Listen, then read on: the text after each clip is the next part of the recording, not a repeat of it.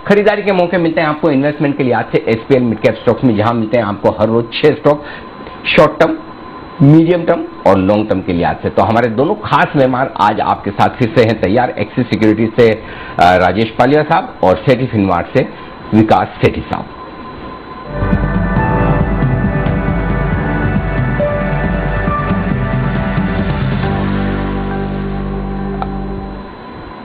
आप दोनों को सुप्रभात। राजेश जी, कीजिए शुरुआत अपनी लॉन्ग टर्म पिक के साथ। Good morning Anil ji, good morning Deepanshu जी, good morning everyone. Anil ji, long term pick जो है वो है फर्टिलाइजर स्पेस से और स्टॉक का नाम है जीएसएफसी। ये स्टॉक में देखें तो पिछले दिनों में काफी एक अच्छी रैली देखने को मिली और जिस तरीके से इसके वीकली और मंथली सेटअप अब दिख रहे हैं, 3-4 दिन से एक कंसोलिडेशन जरूर देखने को मिला स्टॉक में, बट जो मंथली सेटअप के हिसाब से स्टॉक में जो फॉर्मेशन हुआ है, हमें लगता है कि स्टॉक अब यहाँ से 150-160 की तरफ मूव होता हुआ दिखेगा। तो 116 के आसपास अभी ट्रेड कर रहा है, 116-112 ये एक बाइंग रेंज रहेगी। इसमें हम स्टॉप लॉस सजेस्ट करेंगे करीब 108 के आसपास। तो लॉन्ग टर्म में हमें लगता है इसमें टारगेट आना चाहिए 150 से 160। तो जीएसएफसी बाय करने की सलाह रहेगी। ओके, जीएसएफसी ये है स्टॉक और मेरे ख्याल से पिछले हफ्ते ही जीएसएफसी रिकमेंडेशन लिस्ट में सेठी साहब के भी था और सेठी साहब के रिकमेंडेशन लिस्ट के बाद से स्टॉक तेजी से दौड़ता नजर आया। शायद 102-3 के आसपास सेठी साहब ने रिकमेंड किया था। सेठी साहब गुड मॉर्निंग, स्वागत है आपका। जीएसएफसी पर भी आप एक अपनी एडवाइस दें और साथ ही बताएं अपनी लॉन्ग टर्म पिक भी। Good morning Anil ji, good morning Deepanshu. पहले तो अनिल जी कैसे कर लेते हैं आप? मुझे खुद को याद नहीं रहता है कि इतने स्टॉक्स आजकल वीकली 15 स्टॉक्स जिन्हें देता हूँ, 15 या 20 स्टॉक। आपको जीएसएफसी याद रह गया, लास्ट वीक दिया हुआ है 104-5 के लेवल्स पे मैंने रिकमेंड करा था। और आपको याद रहा, आपने उसका जिक्र किया। बहुत ही दमदार स्टॉक है और मेरे शॉर्ट टर्म के टारगेट इसमें 120-25 के थे, जो कि डेफिनेटली आते हुए दिख ही रहे हैं। और राजेश जी को भी धन्यवाद, उन्होंने आज स्टॉक को पिक किया। बट बहुत ही अच्छा स्टॉक है और मुझे नहीं लगता इसको शॉर्ट टर्म में बुक करने की जरूरत है। इसको जैसे राजेश जी ने अभी जिक्र किया, लॉन्ग टर्म की स्टोरी है। मुझे लगता है इस स्टॉक को बिल्कुल इन्वेस्ट करके बैठना चाहिए। इसके कुछ प्रोडक्ट्स में बहुत ही तेजी चली है, प्राइजेस में बहुत अच्छा इजाफा हुआ और उसका फायदा आने वाले क्वार्टर्स में नतीजों में देखने को मिलेगा। तो it would still be a hold from my side too. बाकी अनिल जी, आज का मेरा जो लॉन्ग टर्म स्टॉक है वो अगेन सिमिलर थीम है, एग्री थीम। और मैंने एग्री थीम से एक अच्छी कंपनी को पिक किया। इसको पहले भी मैंने रिकमेंड किया हुआ और जब जब रिकमेंड किया उसके बाद शॉर्ट टर्म टारगेट तो हमेशा मीट हुए हैं। स्टॉक का नाम है वीएससी टिलर्स, जो कि अभी 1800 के लेवल पे ट्रेड करता है। एक फंडामेंटली दमदार कंपनी है ये, टिलर्स और ट्रैक्टर्स वगैरह बनाती है। और जिस तरह से अभी प्रेडिक्शंस आई है कि जो आपके ये मॉनसून इस बार नॉर्मल होगा, तो उसका फायदा जितने एग्री स्टॉक्स है, एग्री कंपनीज है, एग्री बेस्ड कंपनीज है, उन सबको होना है। और इस कंपनी के तो जो मंथली सेल्स नंबर्स आ रहे हैं बहुत ही दमदार आ रहे हैं। तो मुझे लगता है ये स्टॉक लॉन्ग टर्म कैटेगरी के लिए बिल्कुल इन्वेस्टमेंट लाइक स्टॉक है। और बाकी वैल्यूएशन के लिहाज से भी कोई ज्यादा महंगा नहीं, 18-20 के मल्टीपल पे ये स्टॉक ट्रेड करता है। तो ये 1800 के आसपास इन लेवल्स पे इसको खरीदने की सलाह। और मेरा इसमें 9 से 12 महीने में 2250 रुपए का टारगेट है अनिल जी। 2250 के टारगेट के लिए खरीदारी करें। वीएसटी टिलर्स ये है आपके लिए सेठी साहब का पहला स्टॉक लॉन्ग टर्म के लिए। और पालविया साहब को पसंद है जीएसएफसी 150 से 160 के टारगेट्स के लिए। पर जय को क्या पसंद है 10 की कमाई के लिए, ये जान लेते हैं। जय बताएं। जी दीपांशु, मुझे जो स्टॉक पसंद है 10 की कमाई पॉइंट ऑफ व्यू आज वो है इक्का लैब्स। 2180 के आसपास ये स्टॉक ट्रेड कर रहा है और मेरा टारगेट दीपांशु यहाँ पे बन रहा है लगभग 2620 का, 2620 तक के लेवल्स हमें देखने मिल सकते हैं। यहाँ पे stop loss positional point of view place करना होगा दीपांशु 1980 का। 1980 का एक स्टॉप लॉस रहेगा जो लगभग 200 पॉइंट नीचे थी, बट देन टारगेट अगर आप ऊपर में देखें तो लगभग 450 पॉइंट के है। सो मोर देन 1:2 का रिस्क रिवॉर्ड है। टेक्निकली मुझे ऐसा लग रहा है कि इसमें clearly falling trend line, falling channel का ब्रेकआउट हमें देखने मिल रहा है। अच्छा खासा 38% रिट्रेस हुआ है अपने प्रीवियस मूव से। और अब ये स्टॉक में जो हिसाब से रिसेंटली कंसोलिडेशन में से ब्रेकआउट देखने मिल रहा है, हायर टॉप हायर बॉटम देखने मिल रहा है, मुझे ऐसा लग रहा है कि नेक्स्ट मूव ऊपर की तरफ इसमें स्टार्ट हो चुका है। फंडामेंटली भी अगर देखें तो बहुत ही दमदार कंपनी, ऑलमोस्ट डेट फ्री है। और लास्ट 1-2 साल में जो हिसाब से ये स्टॉक में एक हमें सेल्स ग्रोथ देखने मिल रही है, मार्जिन आर बैक, एंड जो हिसाब से एबिडा लेवल्स और पैट लेवल्स पर अगर मैं देख रहा हूँ कि जो हिसाब से बढ़त हमें देखने मिल रही है 50-50%, और मुझे ऐसा लग रहा है कि एक ही रीजन था कंपनी का थोड़ा बहुत कंसोलिडेट करने का, वो था नॉट सेल्स ग्रोथ इतना नहीं था। और वही मार्जिन वगैरह हम देख रहे थे कि नीचे आ गए थे थोड़े, पर वो भी कम बैक कर चुके हैं। तो मुझे ऐसा लग रहा है कि ये स्टॉक फंडामेंटली भी अच्छे लेवल्स पर है, इसकी करेक्ट हुआ है तो इसको खरीदना चाहिए। और टेक्निकली तो बहुत ही एक बढ़िया ब्रेकआउट हमें फॉलिंग चैनल में से देखने मिला ही है दीपांशु। तो 2620 ये टारगेट्स रहेंगे इप्का लैब्स में। ओके, तो इप्का लैब्स इस पर भी खरीदारी की राय है। 2620 के टारगेट्स के लिए, अच्छे टारगेट्स के लिए अच्छी गेंस आपको इस काउंटर पर आती हुई दिख रही है। आज भी 2.25% ऊपर है। राकेश जी, कुणाल जी से भी जानते हैं उनकी 10 की कमाई का आइडिया बताएं सर।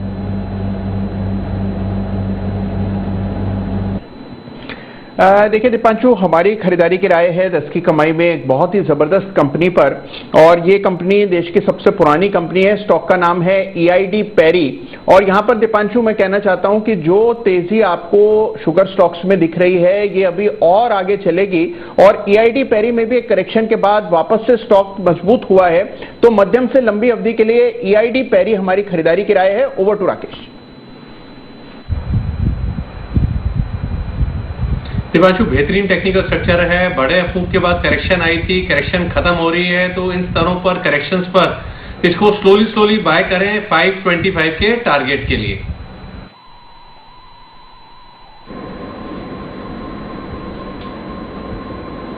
ओके, तो ये है आपके लिए EID पैरी में खरीदारी करने की राय 10 की कमाई के तौर पर। ये स्टॉक हम भी कई बार रिकमेंड कर चुके हैं, बहुत ही बेहतरीन फंडामेंटल वाला स्टॉक जहां पर खरीदारी करने का मौका आपके लिए बन सकता। आइए बढ़ते आगे SPL मिड कैप स्टॉक्स में। अब वक्त है पोजिशनल स्टॉक्स का। तो राजेश जी बताएं आपका पोजिशनल स्टॉक आज के लिए।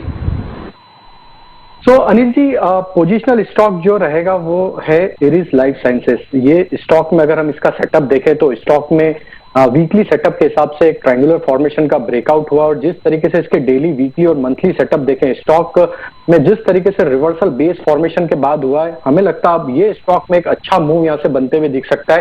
750-760 तक के टारगेट हमें लगता है इसमें पोजिशनल बेसिस पे आते हुए दिख सकते हैं। 768 के आसपास अब ट्रेड कर रहा है, तो थोड़ा सा अगर कोई करेक्शन भी आता है तो इसको ऐड करें। 620 के आसपास का स्टॉप लॉस हम सजेस्ट करेंगे। टारगेट जो हमें लग रहे हैं वो 750 से 760 तक के आते हुए दिख सकते हैं। ओके, 750 से 760 के टारगेट्स के लिए खरीदारी करनी चाहिए। और सिटी साहब ने भी पहले स्टॉक पर रिकमेंडेशन करी है, जैन साहब को भी पसंद आया है, नतीजे भी इसके दमदार आए थे और स्टॉक पर भी बढ़िया मोमेंटम बना हुआ है। तो नजर रखिए एरिस लाइफ साइंसेस, ये है एक अच्छे मोमेंटम वाला स्टॉक आपके लिए। विश्वेश जी, आप बताएं सर, 10 की कमाई आज आपने कौन सा स्टॉक चुना है? देखिए दीपांशु, मैंने जो 10 की कमाई में स्टॉक चुना है वो काफ़ी ज़्यादा डिस्कस हो चुका है, लेकिन मुझे ऐसा लग रहा है कि अभी बहुत अच्छी एंट्री ऑफर कर रहा है। मेटल स्पेस से है, स्टॉक का नाम है GMDC। अभी NSE में 7280 के आसपास चल रहा है। मुझे ऐसा लग रहा है कि on a medium term scale अगर आप देखते हो तो मेटल का जो सुपर साइकिल है वो बहुत ही अच्छा होने वाला है आने वाले 1 से 1.5 सालों में। अभी जिस हिसाब से GMDC में करेक्शन आया वो इसलिए आया है क्योंकि ग्लोबली आयरन और प्राइसेस में 20% का करेक्शन आया था। Now this is very common in a metal stocks. Copper है या निकल है, ये सडन मूव आते हैं, उनके बाद में इनमें स्ट्रॉन्ग प्रॉफिट बुकिंग आती है। इसकी वजह से जो स्टॉक्स है उनमें डायरेक्टली बहुत ज्यादा एडवर्स मूवमेंट देखी जाती है। मुझे ऐसा लग रहा है ये कंपनी टर्न अराउंड है, और जिस हिसाब से दूसरी आयरन और बेस्ड कंपनीज अच्छा कर रही है, मुझे लगता है mineral based company specially in this space is likely to do phenomenal. तो GMDC करंट लेवल पे ले, टेक्निकल ट्रेड है, 64 का स्टॉप लॉस रखना होगा। मुझे लगता है 110 और 115 ये बड़े टारगेट के लिए मुझे लगता है 2 से 3 महीने के लिए यहाँ पे होल्ड करना चाहिए। लास्ट टाइम जब मैंने इस तरह का ट्रेड लिया तो BHCL था 35 के लेवल के आसपास, 80 का टारगेट था। मुझे लगता है ये उसी मैग्नीट्यूड का ब्रेकआउट है, और राइट शोल्डर पे जो वॉल्यूम हुआ है लास्ट वीक में Deepanshu, I would not be surprise कि आने वाले 2-3 वीक में शायद आपको 100+ लेवल देखने मिल जाए। तो with a very full conviction GMDC खरीदने की राय होगी। मीडियम टर्म के लिए यहाँ पे एक स्टॉप लॉस रखना होगा 64 का, टारगेट 110 के। विशेष जी, पहले तो धन्यवाद, आपने GMDC पे खरीदारी करने की राय दी, और हम लगातार यही कह रहे हैं कि 100 रुपए से ज्यादा की बुक वैल्यू वाला स्टॉक कैसे 42-43 रुपए में ट्रेड कर सकता है। वहां से हम लगातार मालामाल वीकली में, उसके बाद 58 रुपए पर भी रिकमेंडेशन दी थी। लेकिन ये जो शोल्डर वाली बात की, उस पर मैं एक मेरा मासूम सा सवाल है आपसे, क्या राइट शोल्डर में क्या हुआ इसके GMDC के?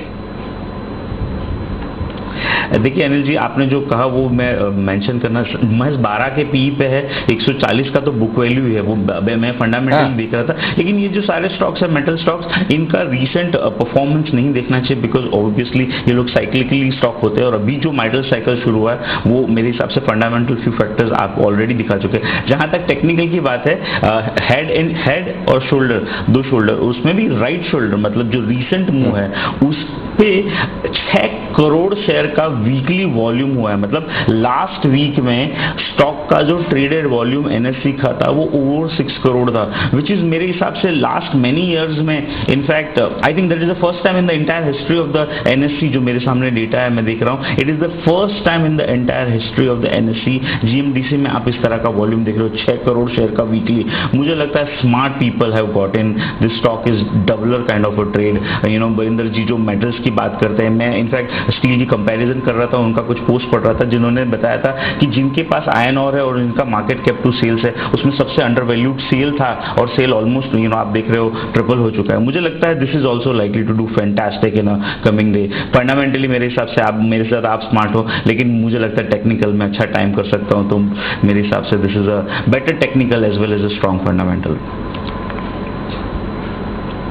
चलिए बढ़िया। राइट शोल्डर ये है ज्यादा काम का, आज ज्यादातर लोग राइट हैंडेड ही होते हैं, तो राइट शोल्डर का इस्तेमाल ज्यादा होता है, और जीएमडीसी भी राइट होल्डर है, तो राइट शोल्डर से तेजी से आगे बढ़ रहा है। ओके, अब की बार जब ये हेड एंड शोल्डर पैटर्न आएगा तो मैं पूछूंगा कुणाल जी, राकेश जी, आपका शोल्डर कौन सा वाला बड़ा है, राइट वाला या लेफ्ट वाला, तो हमें थोड़ा आइडिया तो लगे ना कौन से शोल्डर में क्या कुछ एक्शन होता है। लेकिन फिलहाल चलिए आइए जीएमडीसी खरीदारी करने की राय आती हुई आपके लिए विश्वेश जी की तरफ से। आइए अगला बिगुल आपके लिए कुणाल जी और राकेश जी की तरफ से चार्ट कॉर्नर का।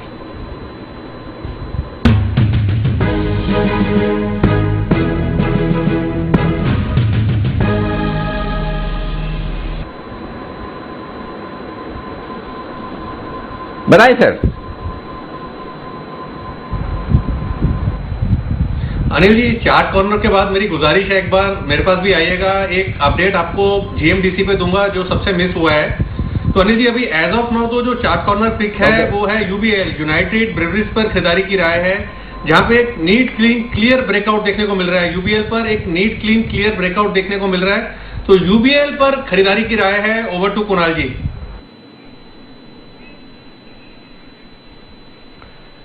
देखिए अनिल जी, जिस तरह का चार्ट स्ट्रक्चर है, बुलिश फ्लैग पैटर्न का ब्रेकआउट यूबीएल में आता हुआ नजर आ रहा है। पिछले कई दिनों के कंसोलिडेशन के ऊपर स्टॉक निकला है, जबरदस्त वॉल्यूम एडिशन है, तो यूबीएल यानी कि यूनाइटेड ब्रूवरीज इन स्तरों पर खरीदारी करके चलनी है। 1222 रुपए पर 1222 पर स्टॉप लॉस रख लें। पहला टारगेट 1280 रुपए का 1280 का, और दूसरा टारगेट 1305 रुपए का 1305 का होगा। यूबीएल में हमारी खरीदारी की राय।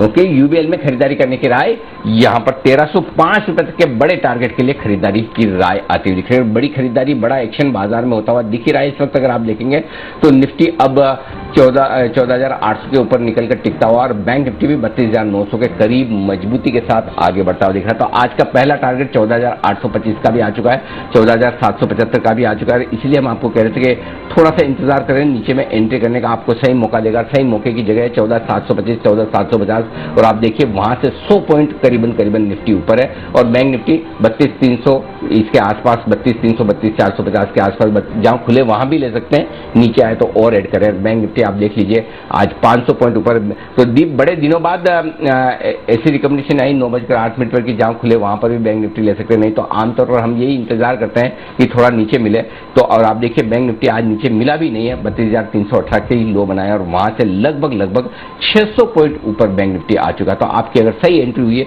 और साथ ही विश्वेश जी को भी बधाई, विश्वेश जी ने जो 32,800 का कॉल ऑप्शन खरीदने की राय दी थी उसका टारगेट हासिल हुआ, पूरा का पूरा 400 रुपए का टारगेट यहां पर हासिल होता दिख रहा है। तो ये है दमदार एक्शन आपके लिए। दमदार एक्शन को आगे बढ़ाते हैं। एसपीएल मिड कैप स्टॉक्स में पोजिशनल पिक का वक्त है। सेठी साहब बताएंगे हमें उनकी पसंद का शेयर पोजिशनली। बताएं सेठी साहब। हाँ बिल्कुल अनिल जी, पहले तो राजेश जी को वापस से धन्यवाद करना पड़ेगा। एरिस लाइफ साइंसेज आज इन्होंने दिया है, और दीपांशु को ठीक याद रहा, मैंने भी 12 अप्रैल को इसी सेगमेंट में एसपीएल मिड कैप्स में 595 के लेवल पे इस स्टॉक को रिकमेंड किया था, जो कि अभी 670-75 के लेवल्स पे ट्रेड कर रहा है। तो हार्डली 20-25 दिन हुए और या ये महीना हुआ है, और स्टॉक ने अच्छे रिटर्न दिए। बाकी अनिल जी, आज का जो मेरा पोजिशनल पिक है वो एक आईटी कंपनी है, मिड कैप आईटी कंपनी है। स्टॉक में हाल ही में नतीजे आने के बाद थोड़ी गिरावट आई है। नतीजे बहुत ज्यादा धुआंधार नहीं थे, इन लाइन थे। स्टॉक का नाम है सिग्निटी टेक्नोलॉजी, जो कि अभी 383 के लेवल पे ट्रेड करता है। एक मिड कैप आईटी स्टॉक है। ये एक one of the leading company है जो कि quality engineering, artificial intelligence based quality engineering services, उसके अलावा सॉफ्टवेयर टेस्टिंग सर्विसेज प्रोवाइड करती है। इसके जो फॉर्च्यून 500 कंपनीज में से 50 कंपनीज इनकी क्लाइंट्स है। बाकी वैल्यूएशन के लिहाज से बहुत ही सस्ता लगता है। प्राइस अर्निंग्स मल्टीपल है सिर्फ 10 का। डिविडेंड दिया 2.5 रुपए का। Return on equity 28%, return on capital employed around 36%। और पिछले 3 साल का अगर प्रॉफिट का कैगर देखेंगे तो 48% की दर से कंपनी ने ग्रोथ दर्ज करी है। तो ऑल इन ऑल एक अच्छा स्टॉक है। मुझे लगता है पोजिशनली इस स्टॉक में इन करेक्टेड लेवल्स पे निवेश करना चाहिए। पोजिशनली मेरा इसमें 430 रुपए का टारगेट है, 355 का स्टॉप लॉस। ओके, ये है आपके 355 के स्टॉप लॉस के साथ खरीदारी करने की राय है। सिग्निटी में 430 का टारगेट, और ये तो जैन साहब के जेम्स में भी शामिल हुआ था और वहां पर भी उन्होंने भी रिकमेंडेशन दी थी सिग्निटी। तभी मैंने पहली बार नाम भी सुना कि मैंने कहा अरे ये स्टॉक, इसका तो कभी नाम सुनने में आया नहीं। लेकिन हाँ, एक चीज मैं भूल गया, बंसल जी ने बोला भी था कि इसके बाद मेरे पास आना। बंसल जी मैं भूल गया, जीएमडीसी पर आपकी विशेष टिप्पणी मैं मिस कर दिया, बताएं। देखिए अनिल जी, जीएमडीसी में जो लोग सोच रहे हैं कि काफी देरी हो चुकी है, नीचे से बढ़ चुका है, तो एक चीज पे ध्यान रखें। जो मार्च 2020 के हाइस थे वो थे 70 रुपए के। तो कोविड से पहले 70 रुपए पे चलता था। उसके बाद के अनिल जी जो भी एक डिक्लाइन आया वो तो एबनॉर्मल प्राइसेस हैं, तो स्टॉक बिल्कुल भी बढ़ा नहीं है। अभी जस्ट इसने प्री कोविड हाइस के ऊपर एक ब्रेकआउट लिया है, और जो स्टॉक प्री कोविड हाइस के ऊपर ब्रेकआउट ले रहे हैं वो एक अच्छा रनअप दिखा रहे हैं। तो स्टॉक, ये कहना चाह रहा हूं कि इसको 35-40 रुपए से मत कंपेयर करें कि वहां से बढ़ा है। इसको 70 रुपए से देखें, 70 रुपीज प्री कोविड हाइक से, तो वहां से तो भी सिर्फ मात्र 7-8 रुपए बढ़ा है। तो देरी नहीं हुई है जिनको भी जीएमडीसी खरीदना है। बिल्कुल, तो अच्छा समय है जीएमडीसी खरीदने के लिए। बढ़िया ट्रेंड बन रहे हैं, फंडामेंटली भी अच्छा स्टॉक आपके लिए बन सकता है। और अनिल जी ने भी 2 हफ्ते पहले इस पर राय दी थी, हालांकि तब से तो टारगेट्स आ गए हैं, पर अब और नए टारगेट्स के लिए काउंटर तैयार हो रहा है। तो जीएमडीसी पर रखिए नजर, ये है हमारे एक्सपर्ट्स के रेडार पर आइए एक स्टॉक जो सबके रेडार पर बना हुआ है। उतनी बड़ी परफॉर्मेंस अभी तक नहीं आई है, पर देखते हैं क्या आज नतीजों से नई जान आ सकती है या नहीं। भारतीय एयरटेल की मैं बात कर रहा हूं। कुशल हमारे साथ तैयार है बताने के लिए कि किस तरह के रह सकते हैं भारतीय एयरटेल के नतीजे। कुशल बताएं। बिल्कुल दीपांशु, देखिए नंबर्स जो है ऑपरेशनल आधार पर काफी बेहतर साइड पर हम एक्सपेक्ट करके चल रहे हैं। कामकाजी मुनाफा अगर आप देखें तो भारतीय एयरटेल का 12,200 करोड़ से बढ़कर करीब करीब 12,600 करोड़ का हम अनुमान करके चल रहे हैं, क्योंकि कंपनी की ओवरऑल जो परफॉर्मेंस है वो यहाँ पर बेहतर रहने का अनुमान है। साथ ही कंपनी की जो आय है वहाँ पर बहुत ज्यादा बदलाव नहीं देखने को मिलेगा। करीब 26,100 करोड़ जो कंसोलिडेटेड आधार पर इनकी आय है वो आने का हम अनुमान करके चल रहे हैं, और ये तिमाही आधार पर जो नंबर्स हैं वो मैं आपको बता रहा हूं। हालांकि कंपनी की जो आरपू है वहां पर डिक्लाइन देखने को मिल सकता है, ऑलमोस्ट 8% का 166 से घटकर 153 रुपए पर आरपू कंपनी घोषित कर सकती है। और अंत में अगर आप मुनाफा देखें तो करीब 64% बढ़कर 1,400 करोड़ रुपए का मुनाफा आ सकता है। पर इसमें पिछली तिमाही में बता दूं कि इनका एक एक्सेप्शन लॉस था करीब 4500 करोड़ रुपए का एजीआर प्रोविजनिंग को लेकर, तो उसको भी आप फैक्टर इन कर चल सकते हैं। बट ओवरऑल नंबर जो है ऑपरेशनली बेहतर साइड पर ही रहने का अनुमान है। तो बेहतर साइड पर ही देखने का अनुमान है जहां तक भारतीय एयरटेल का सवाल है। चलिए इस पर नजर डालते हैं। अनिल जी, भारतीय एयरटेल नजर है सबकी इस पर। बिल्कुल, और खास तौर से आशु जी और आशु जी के खास सहयोगी की कुणाल जी, राकेश जी की, जिनसे हमने सुबह सवाल पूछ ही लिया। बड़ा सुस्ती वाला माहौल है, लेकिन चुस्ती है एक ऑप्शन में जो अभी थोड़ी देर पहले रिकमेंड किया था जय ने। 14,750 का ऑप्शन खरीदारी करने की राय दी थी। 108 में in the money, I am sure more in the money हो चुका है। जय, एक बार जरा अपडेट क्या करना है, कुछ स्टॉप लॉस टारगेट रिवाइज करने तो बताइए। जी अनिल जी 825 14,825 तक के लेवल्स एक्सपेक्ट कर रहा था मैं निफ्टी स्पॉट में, और ऑलमोस्ट लाइक 824-70 का ही हाई लगा है अनिल जी अगर आप देखें। और इसीलिए ऑप्शंस का जो वैल्यूएशन आ रहा था तभी 146 का आ रहा था अनिल जी, वो मेरा फर्स्ट टारगेट था, और 149 का हाई लगा चुका है। सो यहाँ पे एक दफे प्रॉफिट बुक कर देना चाहिए अनिल जी। बिकॉज 825 के जो लेवल्स थे मैं एक्सपेक्ट कर रहा था और वहां पे निफ्टी आ चुका है। अब फर्दर मोमेंटम अगर ड्यूरिंग द डे हमें चाहिए तो 825 के लेवल्स अनिल जी निकालना चाहिए। अगर 825 के लेवल्स निकालते हैं और अगर उसके ऊपर एक अर्ली क्लोज मिलता है, I think Nifty is heading towards 14,900 plus levels. अगर 825 के लेवल्स नहीं निकलता है तो थोड़ा बहुत यहाँ पे हमें कंसोलिडेशन देखने मिलेगा, वीकनेस कहीं पे नहीं है, शायद कंसोलिडेशन देखने मिलेगा, देयर आफ्टर फर्दर मोमेंटम देखने मिलेगा। सो एक दफे आई थिंक प्रॉफिट बुक कर देना चाहिए। एक बार प्रॉफिट बुक करें और फिर इंतजार करें वापस नीचे आने का, तब फिर से आपके लिए मौके मिलेंगे एंट्री करने के।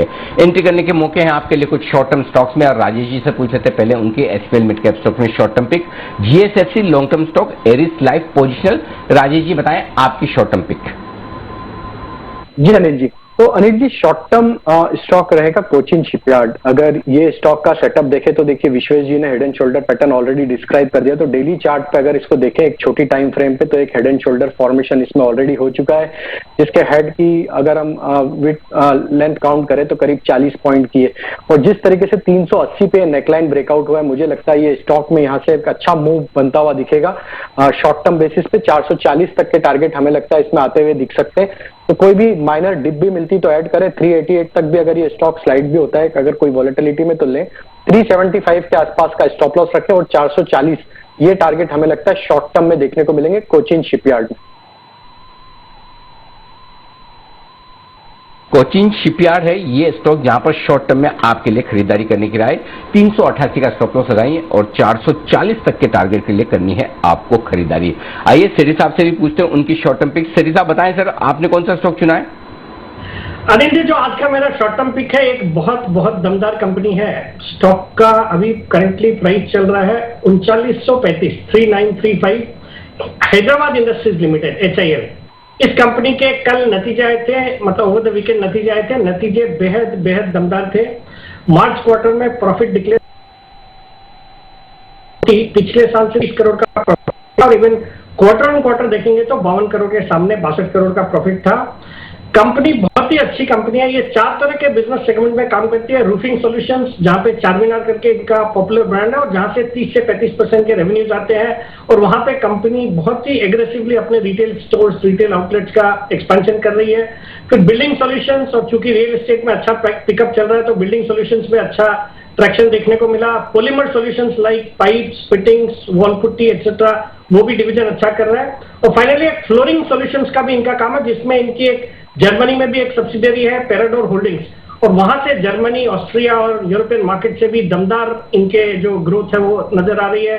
चाइना की फैसिलिटीज में भी एक्सपेंशन किया है। तो ऑल इन ऑल बहुत ही सॉलिड फंडामेंटल्स है, और आने वाले सालों में, आने वाले क्वार्टर्स में बहुत अच्छी ग्रोथ एक्सपेक्ट कर रहा हूं। और कंपनी का पिछले 4-5 क्वार्टर में कंटिन्यूड फोकस रहा है अपना कर्ज कम करने के लिए। पिछले साल मार्च 2020 में जहां पे डेट इक्विटी रेशियो 1 का था, वो घट के मार्च 2021 में 0.35 आ गया। बाकी वैल्यूएशन के लिहाज से सस्ता है, 12-13 के मल्टीपल पे स्टॉक ट्रेड करता है, जबकि इसके जो पीयर्स है वो अराउंड 20 के मल्टीपल्स पे है। तो इस स्टॉक में शॉर्ट टर्म के लिहाज से खरीदारी करने की सलाह है। मेरा 4100 का टारगेट है शॉर्ट टर्म में। स्टॉप लॉस रखना है इसमें 3875 का। HIL, इस पर रखिए नजर। ये है सेठी साहब की रिकमेंडेशन, और आज नतीजों पर भी ये काउंटर फोकस में आते हुए दिख रहा है। तो SPL मिड कैप्स की तो भरपूर पिक्स आपके पास तैयार हैं, पर अनिल जी को इस समय क्या पसंद आ रहा है ये देख लेते हैं बिगुल आज के 2000।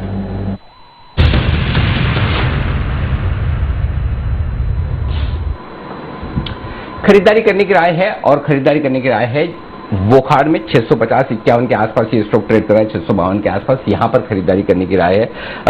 स्टॉक दो तरीके से पसंद आ रहा है। एक तो ये कि तकनीकी तौर पर भी ऐसा लग रहा है कि एक मजबूती के साथ आगे बढ़ने को तैयार है, लेकिन हॉस्पिटल स्टॉक्स और फार्मा स्टॉक्स में बढ़िया तेजी बनती दिख रही है। आज कई सारे स्टॉक्स ऐसे हैं जहाँ पर एक्शन भरपूर होता हुआ दिख रहा है, जहाँ पर खबरें आ रही कि अब जो भी विदेशों से हम वैक्सीन मंगवा रहे हैं, उन वैक्सीन को बनाने के लिए हिंदुस्तान में ढेर सारी मैन्युफैक्चरिंग फैसिलिटीज की जो जरूरत पड़ेगी। आज आप देखिए शिल्पा मेडिकल का स्टॉक भी इन्हीं खबरों के दम पर भागा है, और ऐसा लगता है और कई सारे स्टॉक्स ऐसे हैं, कई सारी कंपनियां ऐसी जिनको इस तरह की खबरों से आगे फायदा हो सकता है। होता नहीं होता है, ये देखने वाली बात है, लेकिन उसके अलावा यहाँ पर खरीदारी करने का मौका आपके लिए वोखाड़ में बन सकता है। 630 का स्टॉप लॉस लगाइए, 665 का एक छोटा इंट्राडे शॉर्ट टर्म टारगेट है, 670, उसके बाद 690 ये 3 टारगेट के लिए खरीदारी करें, और अगर इस तरह की कोई खबर आती है तो अल्टीमेटली फिर ये स्टॉक 750 तक भी जा सकता है, तो यहां से बड़े टारगेट भी बन सकते हैं। लेकिन फिलहाल 665 670 शॉर्ट टर्म टारगेट रखिए,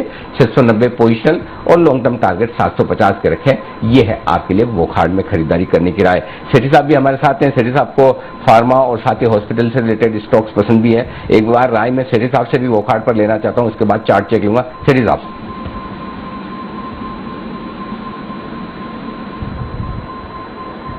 ओके चलिए, सेठी साहब डिस्कनेक्ट हो चुके हैं, लेकिन वोकहार्ड बंसल जी जरा चार्ट पर राय दीजिए वोकहार्ड की।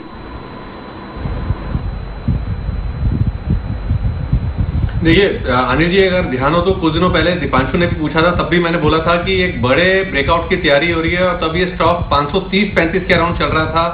ब्रेकआउट हो चुका है और टेक्निकली हम देखें तो स्टॉक के 730-740 तक जाने का पोटेंशियल रखता है। जिस तरीके का यहाँ पे टेक्निकल स्ट्रक्चर है, यहाँ पे छोटे टारगेट को नहीं देखना चाहिए, थोड़ा सा समय देंगे तो 735-750 के लेवल्स ऊपर में देखने को मिलेंगे। 750 तक के लेवल्स अगर आप पोजिशनली ट्रेड करना चाहते हैं तो वहां पर लेवल्स आपको देखने को मिलेंगे। वक्त एक छोटे से ब्रेक का, ब्रेक के बाद लौटेंगे, आपके लिए कुछ और बेहतरीन पिक्स भी होंगी, और साथ ही इंडिगो पेंट्स के मैनेजमेंट से करेंगे हम बातचीत। बने रहिए हमारे साथ।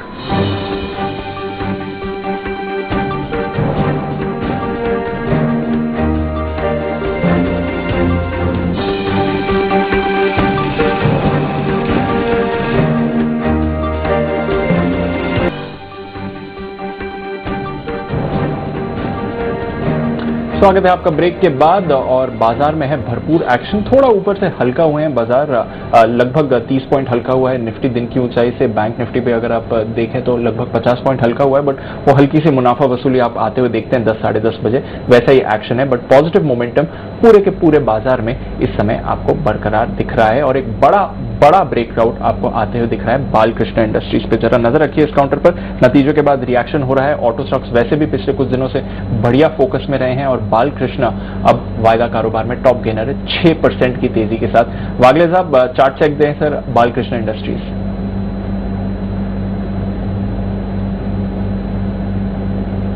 ओके बंसल जी, जरा आप नजर डालें बालकृष्ण पर।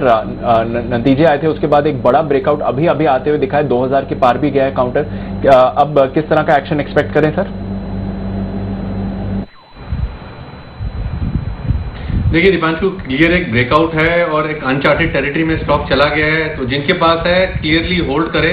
इनफैक्ट थोड़ी देर पहले जब हमने यूबीएल का कॉल दिया था तो हम बालकृष्ण और यूबीएल में ही चूज कर रहे थे, थोड़ा सा भाग चुका था, बट टेक्निकल स्ट्रक्चर अच्छा है। जिनके पास है होल्ड करें, अनचार्टेड टेरिटरी पर है। करेक्शन आए तो और खरीदारी की राय होगी। ओके, करेक्शन आए तो खरीदारी की राय होगी, पर नजर रखिए बालकृष्ण इंडस्ट्रीज पर एक बढ़िया वाला ब्रेकआउट आते हुए दिख रहा है। मुथूट फाइनेंस पर भी एक बढ़िया मूव आती हुई दिख रही है। जय, जरा आप मुथूट फाइनेंस के चार्ट देखकर बताएं। 4% ऊपर है मुथूट मनप्पुरम, दोनों ही पिछले हफ्ते से मोमेंटम में है। मुथूट 4% ऊपर, 1200 के पार। क्या राय बनती है जय इस पे? मुथूट फाइनेंस का जहां तक सवाल है दीपांशु, मुझे ऐसा लग रहा है कि देखिए ये स्टॉक एक बहुत ही अच्छे कंसोलिडेटिंग रेंज में है, और मुझे ऐसा लग रहा है कि कुछ और महीने ये रेंज में गुजार सकता है। बट बेस्ट चीज ये है दीपांशु कि रिसेंटली ये स्टॉक में हमें लोअर लेवल से एक रिवर्सल देखने मिल रहा है, जिसके कारण मुझे ऐसा लग रहा है कि जो पूरी रेंज है जो मैं एक्सपेक्ट कर रहा हूँ कुछ और महीने भी चल सकती है, ये रेंज के अपर एंड तक जा सकता है ऐसा मुझे लग रहा है। तो ऊपर के जो टारगेट जिसके बन रहे हो 1330 तक के अभी ये स्टॉक चल रहा है करीब 1210 1212 के आसपास। तो यहाँ से अगर हम देखें तो 100-120 पॉइंट की रेंज ऊपर की तरफ बन रही है, नीचे में 1150 का एक अच्छा सपोर्ट है। तो short to medium term perspective देखें तो रिस्क और बाई साइड पर ज्यादा बन रहा है। सो मुथूट फाइनेंस 1330 तक के लेवल्स आ सकते हैं, 1150 का एक अच्छा सपोर्ट है।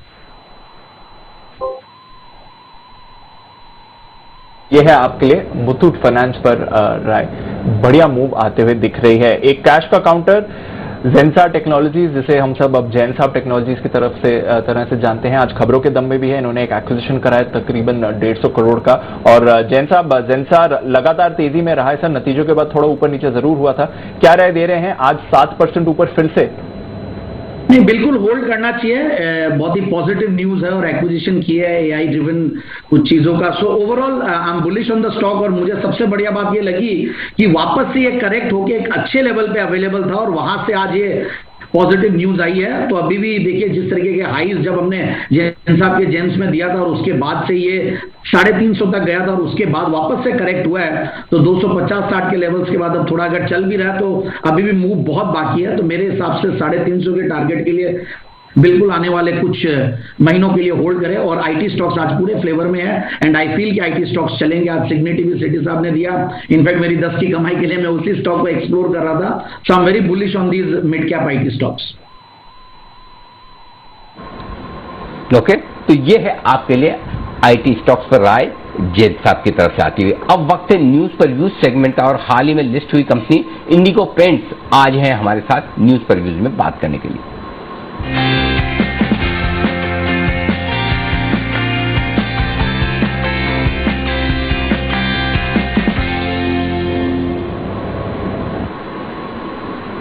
लगभग 3 महीने पुरानी लिस्टिंग हुई कंपनी इंडिगो पेंट्स 2 फरवरी 2021 को लिस्ट हुई थी। आईपीओ 117 गुना भरा था और इश्यू प्राइस थी वो 1490 रुपए थी और उसके सामने लगभग 3100 रुपए के आसपास का हाई बनाया। अब 2300 रुपए के आसपास स्टॉक ट्रेड करता हुआ दिख रहा है।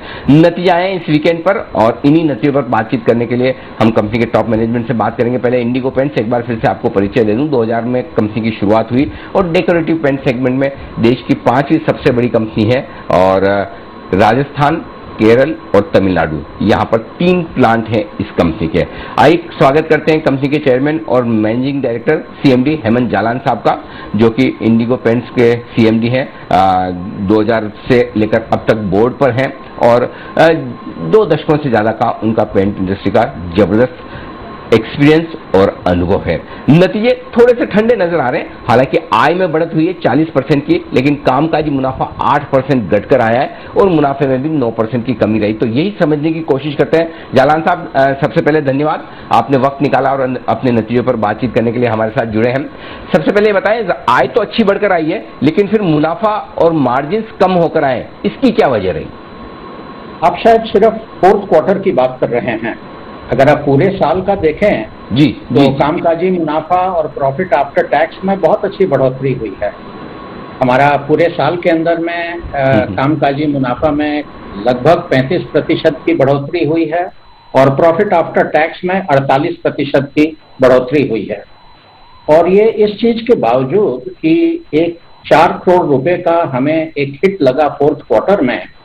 गवर्नमेंट ऑफ इंडिया ने अपने रिसेंट बजट में एक चेंज किया गुडविल डिडक्शन पॉलिसी में, जिसके कारण हमारे टैक्सेशन में करीब 4 करोड़ का हिट आया। It's a one time hit, जिसके कारण हमारा 4th क्वार्टर और एनुअल दोनों में ही 4 करोड़ का गिरावट आया है।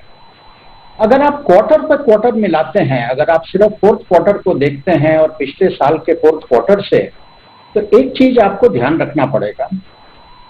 हमारी कंपनी बाकी पेंट कंपनियों के अपेक्षा एडवर्टाइजिंग में बहुत ज्यादा स्पेंड करती है। बाकी लोगों के एडवर्टाइजिंग एंड प्रमोशन के खर्च लगभग 5% रहते हैं उनके टर्नओवर के, जो कि हमारे 10-11% रहते हैं। तो हमारी एडवर्टाइजिंग के अंदर में बहुत ज्यादा खर्च रहती है। अब एडवर्टाइजिंग एक चीज है जो कि आप साल भर एक समांतर दर पर नहीं करते हैं। पिछले साल की अगर बात करें तो आप अप्रैल, मई, जून, जुलाई, उस समय जब कंट्री लॉकडाउन में था, तो कोई भी आदमी पेंट इंडस्ट्री के अंदर में इश्तहार में खर्च नहीं कर रहा था। इसलिए हमारा जो इश्तहार का बजट था वो 4th क्वार्टर में काफी हैवी हो गया। ओवरऑल हमने एडवर्टाइजिंग में खर्च भी बढ़ाया है पिछले साल। तो इसके कारण हमारे 4th क्वार्टर में हालांकि सेल्स में 41% का इजाफा हुआ है, but very heavy advertising spend होने के कारण अगर आप इसके पहले वाले साल के 4th क्वार्टर से मिलाएंगे, जब 4th क्वार्टर में उतनी ज्यादा इश्तहार के खर्च नहीं थे, तो आपको नजर आएगा कि कामकाजी मुनाफा और प्रॉफिट आफ्टर टैक्स में हल्की सी गिरावट जरूर हुई। जी, तो जालन साहब, एक चीज जो मैं समझ रहा हूँ कि क्योंकि हम चौथी तिमाही के नतीजे देख रहे हैं, यानी कि जनवरी से लेकर मार्च तक, और उसी वक्त आपका आईपीओ भी आया, तो नेचुरली आईपीओ के वक्त थोड़ी कॉर्पोरेट एडवर्टाइजिंग भी बढ़ती है, और वैसे भी सीजन आने के पहले आपने किया होगा। तो क्या ये खर्चा अब इस तिमाही से थोड़ा कम होने वाला है? आगे आने वाले इस क्वार्टर के लिए या पूरे साल के लिए आप क्या आउटलुक देना चाहते हैं? आय के लिहाज से, कामकाजी मुनाफे, मार्जिन और मुनाफे के लिहाज से आपका गाइडेंस क्या है? देखिए, क्वार्टर बाय क्वार्टर का प्रिडिक्शन करना हमारे साइज की कंपनी के लिए थोड़ा सा मुश्किल हो जाता है, खास करके अभी कोविड टाइम्स में। अब अभी हम लोगों को बिल्कुल भी नहीं मालूम है कि ये लॉकडाउन जिसमें अभी पूरी देश चल रही है, ये लॉकडाउन कब हटेंगे। जून में हटेंगे या 15 जून तक चलेंगे या 1 जुलाई तक चलेंगे, इस चीज की कोई जानकारी नहीं है। पिछले साल अप्रैल, मई और आधा जून तक पूरा लॉकडाउन था, इसलिए पिछले साल पहले क्वार्टर में कुछ भी एडवर्टाइजिंग में खर्च नहीं हुआ था। इस साल अप्रैल महीने में आईपीएल आ गया, उसमें हम लोग ने काफी खर्च किया एडवर्टाइजिंग में। उसके बाद आईपीएल बंद हो गया, इसलिए मई में और जून में भी कोई एडवर्टाइजिंग नहीं रहेगी। बट अगर आप पिछले साल के फर्स्ट क्वार्टर से कंपेयर करेंगे, जब एडवर्टाइजिंग एकदम जीरो लेवल पर था, तो इस साल आपको कम से कम 10-12 करोड़ की एडवर्टाइजिंग फर्स्ट क्वार्टर में जरूर दिखाई देगी। इसलिए ये मैं नहीं कह सकता कि अब सेल्स जून में कितना आएगा, क्योंकि ये निर्भर करता है कि सरकार, अलग अलग राज्यों की सरकार कब अपने लॉकडाउन हटाते हैं। मैं पूरे साल की अगर बात करूं तो आपको जरूर आश्वासन या गाइडेंस दे सकता हूं कि हमारा कामकाजी मुनाफे के अंदर में बहुत ज्यादा बढ़ोतरी होगी, प्रॉफिट आफ्टर टैक्स में भी बहुत ज्यादा बढ़ोतरी होगी। हम लोग का अनुमान है कि हो सकता है कि प्रॉफिट आफ्टर टैक्स 80-90% या उससे ज्यादा भी बढ़ जावे इस साल के अंदर में। बट क्वार्टर बाय क्वार्टर, क्योंकि हम लोग का एडवर्टाइजिंग का खर्च बहुत ज्यादा है और ये अनुमान लगाना बहुत मुश्किल है कि किस तिमाही में हम कितना एडवर्टाइजिंग करेंगे, ये बहुत कुछ कोविड के ऊपर भी निर्भर है। इसलिए क्वार्टर बाय क्वार्टर मुनाफे के बारे में कोई प्रिडिक्शन देना काफी कठिन है। नहीं, ठीक बात है जालन साहब, आपने एकदम साफ शब्दों में बता दिया। पूरे साल भर का भी प्रेडिक्शन है तो कोई उसमें कोई गलत बात नहीं, बिल्कुल क्लियर कट है। और अगर 80 से 90% की आप उम्मीद कर रहे हैं मुनाफे में, तो ये बहुत स्ट्रॉन्ग और क्लियर कट गाइडेंस है आपके निवेशकों के लिए। अब एक चीज और पूछना चाहता हूँ, पेंट इंडस्ट्री को हम आमतौर पर कच्चे तेल की कीमतों के साथ जोड़ते हैं। क्रूड के दाम $69-70 के नजदीक आ गए हैं। इसका कितना असर पड़ेगा आपके मार्जिन पर और आगे मुनाफे पर? क्योंकि अब दाम नीचे आने का नाम नहीं ले रहे हैं, 65-66 तक आता है, वापस बढ़ जाता है, तो ऐसा लग रहा है कि कच्चा तेल ऊपर ही बना रहेगा। तो ये क्या रिस्क है? साथ ही फिर इसके दाम जो बढ़ रहे हैं, आप पास ऑन कर सकते हैं या थोड़े मार्जिन कम होंगे? देखिए, कच्चे तेल का लिंकेज जो होता है पेंट के रॉ मटेरियल्स में, वो होते हैं जो सॉल्वेंट बेस्ड पेंट्स रहते हैं, उसी में कुछ रिलेशनशिप रहती है। कच्चे तेल से डायरेक्ट रिलेशनशिप पेंट के इन जनरल रॉ मटेरियल्स की बहुत ज्यादा लिंकेज नहीं है। और कई रॉ मटेरियल्स हैं जो कि पिछले साल अक्टूबर-नवंबर से तेजी से बढ़ने लगे थे और जनवरी टू मार्च वाले तिमाही में आसमान पर चले गए थे। उस तरह के दाम हम लोग ने पिछले 20 साल में पेंट इंडस्ट्री में नहीं देखा, जिसके कारण सारी पेंट कंपनियों के ग्रोस मार्जिन में कुछ तो इम्पैक्ट आया है फोर्थ क्वार्टर के अंदर में। अभी लग रहा है कि पेंट रॉ मटेरियल्स के दाम हल्के से घटने के कगार पर आ रहे हैं, कम से कम और बढ़ तो नहीं रहे हैं और हल्का सा गिरावट भी दिख रहा है। हम लोग ने अपने पेंट्स के प्राइसिंग को नवंबर से धीरे धीरे बढ़ाना शुरू किया। कुछ प्रोडक्ट्स के प्राइसेस हम लोग ने 15 नवंबर को बढ़ाए, कुछ 1 दिसंबर को, कुछ 1 जनवरी को वगैरह। बाकी पेंट इंडस्ट्री ने वाटर बेस्ड पेंट्स में 1 मई से दाम बढ़ाया है, जबकि हम लोग ने भी कुछ और दाम साथ साथ में बढ़ाया। तो काफी हद तक रॉ मटेरियल में जो प्राइसेस में जो इजाफा हुआ था, काफी हद तक कस्टमर्स में पास ऑन हो चुका है। इसका पूरा प्रभाव इस पहले तिमाही में आएगा या दूसरे तिमाही में दिखेगा, ये निर्भर करता है, क्योंकि हम लोग सबके पास पुरानी इन्वेंट्री पड़ी हुई है। अभी सेल लगभग बंद पड़ी हुई है लॉकडाउन के कारण।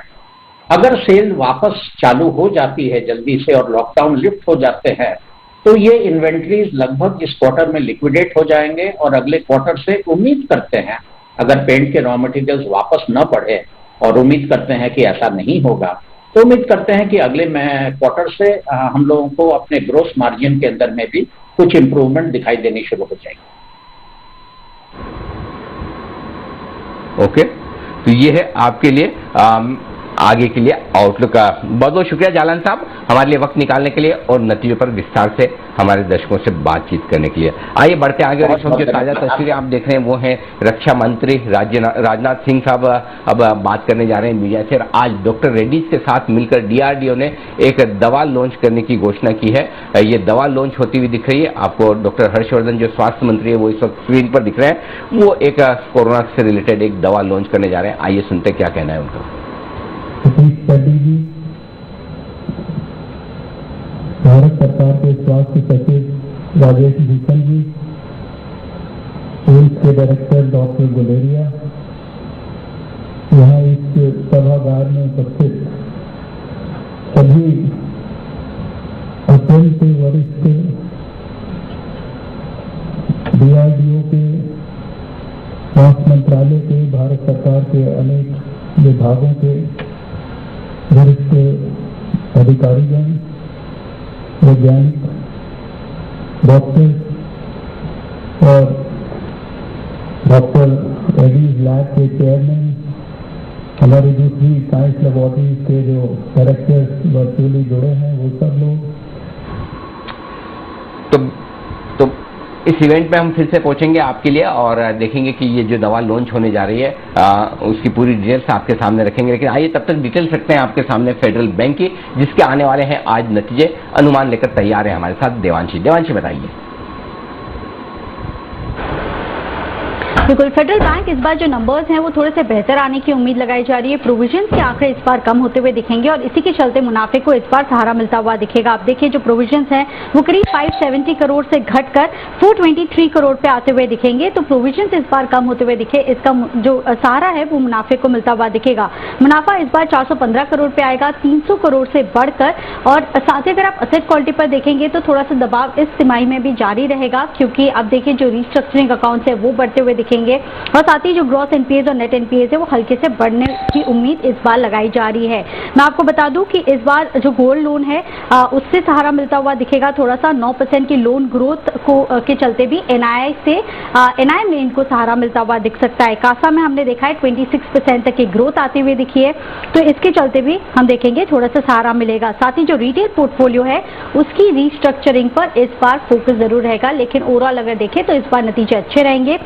जो एनआई है वो भी 1200 करोड़ से बढ़कर करीब 1500 करोड़ रुपए रहने का अनुमान लगाया जा रहा है। ओके, तो ये है फेडरल बैंक का अनुमान, जहां आज आने वाले हैं नतीजे। आइए बढ़ते हैं आगे और इन्हीं पर एक बार चार्ट पर राय ले ली जाए। फेडरल बैंक विश्वेश जी देखिए जरा इसके चार्ट और बताइए नतीजे से पहले कोई ट्रेड है इस वक्त 83 के आसपास।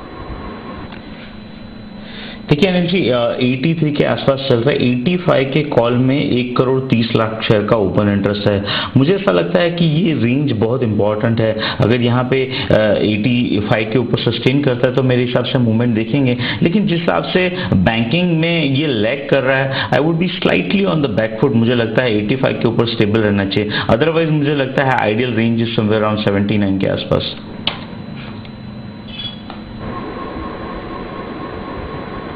आपके लिए फेडरल बैंक नजर रखिए। नतीजों से पहले बढ़िया एक्शन में ये काउंटर बना हुआ है। देखते हैं यहाँ से और आपको मोमेंटम ये दिखा सकता है कि नहीं आने वाले दिनों में। बट फेडरल बैंक और बाकी प्राइवेट बैंक्स में भी आप अच्छा एक्शन बनते हुए देख रहे हैं इस समय। एक इंटरेस्टिंग ट्रेंड्स और हमने एक इंटरेस्टिंग कंपनी से भी पिछले हफ्ते बात करी थी, अम्बालाल साराभाई, जो ब्लैक फंगस कोरोना से रिकवर होने वाले मरीजों के पास जो एक नई कॉम्प्लिकेशन बनती हुई दिख रही है, उसके इलाज में कुछ दवाइयों का इस्तेमाल हो रहा है और इसलिए कुछ नई फार्मा कंपनीज फोकस में आ रही। तो अम्बालाल साराभाई तो हमने आपके लिए एक आइडेंटिफाई की भी थी और मैनेजमेंट से बात करी, पर और कौन सी कंपनीज हैं जहां पर आपको रखनी है नजर? ये ब्लैक फंगस होता क्या है और कौन सी दवाइयां इस्तेमाल होती हैं? आइए देवांशी से फिर से जुड़ते हैं और जानते हैं इसके बारे में। देवांशी बताएं रिसर्च क्या बता रही है? बिल्कुल दीपांशु, आप देखिए हाल ही में हमने देखा है कि जितने भी कोरोना के मरीज हैं जो रिकवर भी हो चुके हैं या फिर जिनको कोरोना ऑलरेडी हो चुका है, उनमें ब्लैक फंगस यानी कि म्यूकोरमाइकोसिस ये जो हालत है या डिजीज है ये बढ़ता हुआ दिख रहा है। और इसके चलते हम देख रहे हैं बहुत सारे जो सीरियस कंसर्न है वो होते हुए दिख रहे हैं। अब ये जो ब्लैक फंगस है वो ज्यादातर हमने देखा है कि कर्नाटक और महाराष्ट्र में सबसे ज्यादा लोगों पर प्रभावित होता हुआ दिख रहा है। उसमें जो आंख है, साइनस है, लिवर है, स्किन है, डिसीजेस वो काफी बढ़ते हुए दिख रहे हैं। और इसके चलते हम देख रहे हैं कि इसकी जो प्रिस्क्रिप्शन हैं इस दवाई की, ब्लैक फंगस से रिलेटेड जो मेडिसिन हैं उसकी जो दवा है उसके प्रिस्क्रिप्शन काफी बढ़ चुके हैं। अब ये जो दवा है वो 3 कंपनीज भारत में बनाती है। सबसे पहले तो सिप्ला बनाती है, इसके अलावा ग्यूफिक बायोसाइंस जिसकी हमने आपको पहले भी हमने आपको बताया था, और साथ ही एबॉट इंडिया, ये 3 कंपनीज हैं जो फिलहाल भारत में बनाती है। लेकिन ये जो दवा है इसका जो एपीआई होता है यानी कि जो की रॉ मटेरियल जो होता है वो जो कंपनी की अभी फिलहाल दीपांशु ने बात की, ये कंपनी है अंबालाल साराभाई जो कि बनाती है। इंटरेस्टिंग बात यह है कि ये एक लौती कंपनी है भारत में जो इसका मैन्युफैक्चरिंग करती है। और आप देखिए इसका जो प्रोडक्शन है वो बढ़ाने पर फोकस किया जा रहा है, इसकी कैपेसिटी बढ़ाने पर लगातार फोकस किया जा रहा है। फिलहाल इनको एक्सपोर्ट से ज़्यादा ऑर्डर्स नहीं आ रहे हैं, लेकिन घरेलू मांग जो है वो लगातार बढ़ती हुई दिख रही है। तो ये 4 कंपनीज हैं जिन पर आपको फोकस करके चलना है।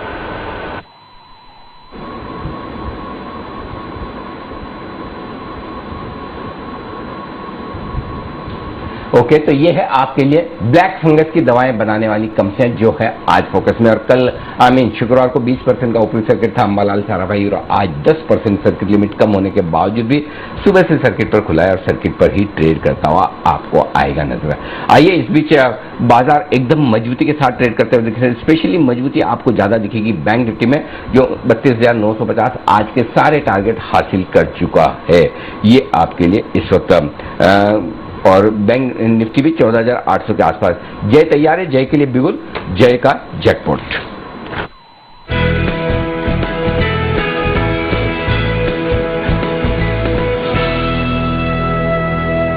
बताएं जय।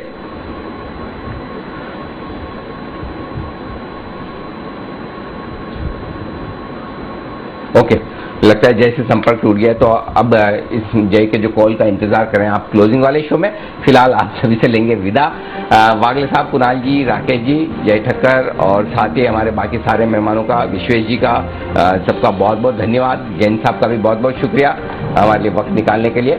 और क्लोजिंग वाले शो में फिर से आपसे होगी मुलाकात। मुझे और दीप को दीजिए इजाजत। देश के प्रति सम्मान के साथ करेंगे हम शो का समापन, और आप सभी से निवेदन है आप सब अपनी अपनी जगह पर खड़े हो जाएं। एक साथ कहेंगे जय हिंद।